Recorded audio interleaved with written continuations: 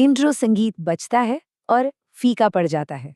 जरा सोचिए, आप जो भी चुनते हैं, जो भी फैसले लेते हैं, क्या वो सच में आपके हैं? सुनने में थोड़ा अजीब लगता है ना? चलिए आज इसी सवाल की तह तक चलते हैं।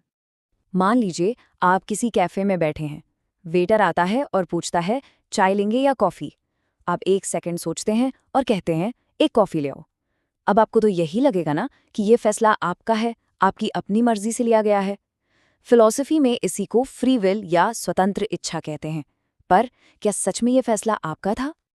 अच्छा, अब जरा कुछ और सोचिए। मान लीजिए आपने किसी इंटरव्यू के लिए जबरदस्त तैयारी की, इंटरव्यू भी शानदार गया, पर फिर भी आपका सिलेक्शन नहीं हुआ। तब आप क्या कहते हैं? यार किस्मत ही खराब थी, है ना? या फिर क्रिकेट मैच में कोई बढ़िया बैट्समैन पहली बॉल पर आउट हो जाए तो कमेंटेटर क्या कहता है? आज इनका दिन ही नहीं है। तो ये किस्मत, ये दिन नहीं होना, ये सब क्या है? आपको जानकर हैरानी होगी कि आज से लगभग 2500 साल पहले भारत में एक फिलॉसफर हुए थे जिन्होंने कहा था कि ये किस्मत या संयोग नहीं, बल्कि यही पूरी सच्चाई है। उन्होंने कहा कि आपकी मेहनत, आपकी अच्छाई, बुराई, आपकी पसंद, सब कुछ एक भ्रम है, सब कुछ पहले से ही तय है। और उस इंसान का नाम था मकली गोशाल। अब गोशाल के आइडियाज इतने ज्यादा विवादास्पद थे, इतने ज्यादा रैडिकल थे कि सोचिए, खुद गौतम बुद्ध, जो शांति और करुणा के प्रतीक माने जाते हैं, उनका भी जिक्र आते ही उनका लहजा तक बदल जाता था। बौद्ध ग्रंथों में तो बुद्ध ने गोशाल के दर्शन को सबसे खतरनाक दर्शनों में से एक बताया है। तो आखिर क्या था गोशाल का ये दर्शन? उन्होंने एक सिंपल सा शब्द दिया, नियति। उनके हिसाब से इस दुनिया को कोई भगवान या कोई दैवीय शक्ति नहीं चला रही, बल्कि एक कॉस्मिक प्रिंसिपल है, एक ऐसा नियम है जिसे वो नियति कहते हैं, और वही सब कुछ तय करता है। कोई प्लान नहीं, कोई मकसद नहीं, बस एक अटूट कानून जिसे कोई बदल नहीं सकता। गोशाल ने इसे समझाने के लिए एक बड़ी अच्छी मिसाल दी। उन्होंने कहा, सोचो एक धागे का गोला है। जब आप उसे फेंकते हैं तो वो उतना ही खुलेगा जितना लंबा वो धागा है, न 1 इंच ज्यादा न 1 इंच कम। बिल्कुल वैसे ही इंसान चाहे समझदार हो या मूर्ख, वो अपनी जिंदगी का सफर ठीक वैसे ही तय करेगा जैसा पहले से लिखा है, और दुखों का अंत भी तभी होगा जब ये धागा पूरा खुल जाएगा। तो सवाल ये उठता है कि आखिर ये आइडिया इतना खतरनाक क्यों माना गया? भाई इसलिए क्योंकि ये उस जमाने के सबसे बड़े और स्थापित विचारों को सीधी सीधी चुनौती दे रहा था। देखिए, उस दौर में बुद्ध और महावीर जैसे महान विचारक थे। खासतौर पर महावीर का तो पूरा दर्शन ही प्रयास यानी एफर्ट पर आधारित था। वो कहते थे कि इंसान अपने कर्मों से, अपनी मेहनत, तपस्या और आत्मसंयम से ही मोक्ष पा सकता है। और यहाँ गोशाल आकर कह रहे थे कि ये सब तो बेकार है, सब व्यर्थ है। अब जाहिर है, अगर गोशाल की बात सही है तो महावीर का पूरा फिलॉसफिकल सिस्टम ही ढह जाता है। बस यही वजह थी कि ये दोनों उस दौर के सबसे बड़े वैचारिक विरोधी बन गए। जैन ग्रंथों में इससे जुड़ा एक बड़ा मजेदार किस्सा भी है। कहते हैं एक बार महावीर एक कुम्हार के पास गए जो गोशाल का अनुयायी था। महावीर ने उससे पूछा, भाई अगर तुम मानते हो कि सब कुछ नियति से ही होता है, तो जब तुम्हारा कोई कारीगर मटका तोड़ देता है या गलत बना देता है तो तुम उस पर गुस्सा क्यों करते हो? मटके का टूटना भी तो नियति ही हुई। और ये सवाल आज भी उतना ही बड़ा है कि अगर हमारी फ्री विल है ही नहीं तो फिर किसी को उसके कामों के लिए जिम्मेदार कैसे ठहराया जा सकता है? इसका मतलब तो सही गलत, कानून, सजा सब बेमानी हो गए। और सबसे हैरान करने वाली बात जानते क्या है? ये जो सवाल गोशाल ने 2500 साल पहले उठाया था, वो आज भी मॉडर्न फिलॉसफी की सबसे बड़ी गुत्थियों में से एक है। आज हम इसे फ्री विल वर्सेस डिटर्मिनिज्म की बहस के नाम से जानते हैं। आज की तारीख में इस बहस में आपको मोटे तौर पर 3 टीमें मिलेंगी।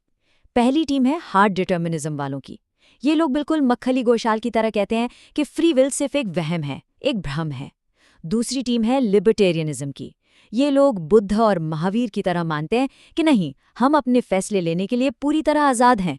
और फिर आती है एक तीसरी, बड़ी ही दिलचस्प टीम जो बीच का रास्ता निकालती है। इसे कहते हैं कॉम्पैटिबिलिज्म। कॉम्पैटिबिलिस्ट का मानना है कि फ्री विल और डिटर्मिनिज्म यानी कि आज़ादी और नियति, ये दोनों एक दूसरे के दुश्मन नहीं हैं।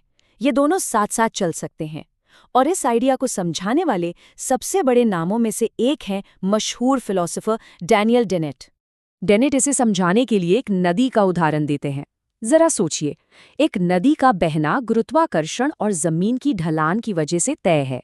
ये तो हो गया डिटर्मिनिज्म। लेकिन वो नदी पहाड़ों के बीच से चट्टानों को काटकर अपना रास्ता खुद बनाती है, मतलब वो अपने बहाव में स्वतंत्र भी है। कॉम्पैटिबिलिस्ट का यही कहना है कि इंसान भी कुछ कुछ इसी नदी की तरह है।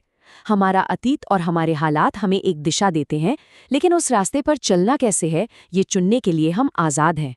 यहाँ तक तो सब ठीक था, लेकिन कहानी में एक ज़बरदस्त ट्विस्ट आता है 20वीं सदी में, और ये ट्विस्ट आता है साइंस की दुनिया से, खासतौर पे क्वांटम फिजिक्स से।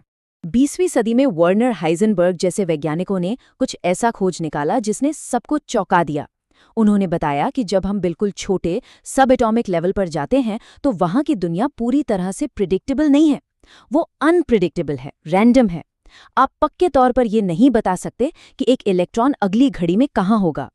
अब इसका मतलब तो ये हुआ कि भविष्य पत्थर की लकीर नहीं है, सब कुछ पहले से तय नहीं है।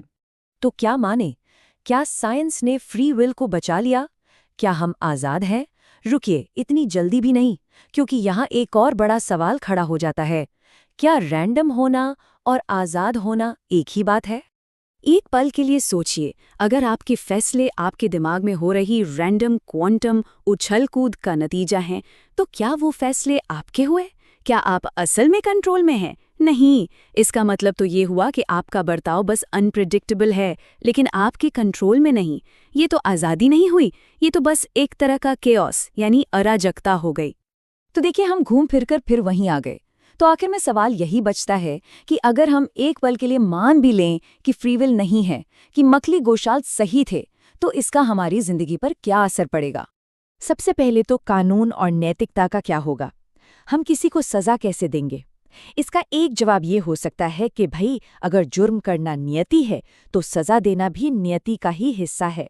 मनोवैज्ञानिक तौर पर देखें तो ये आइडिया एक तरह का सुकून भी दे सकता है। ये कहने का एक तरीका है कि जो हुआ उसमें तुम्हारी कोई गलती नहीं थी।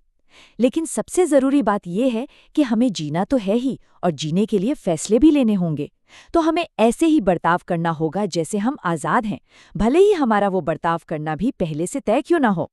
मखली गोशाल का जो आजीविक संप्रदाय था वो तो शायद 14वीं सदी तक खत्म हो गया, लेकिन उनका विचार वो आज भी जिंदा है। जब भी हम कहते हैं जो होना था हो गया, या किस्मत में यही लिखा था, तो असल में हम अनजाने में मखली गोशाल के दर्शन को ही दोहरा रहे होते हैं।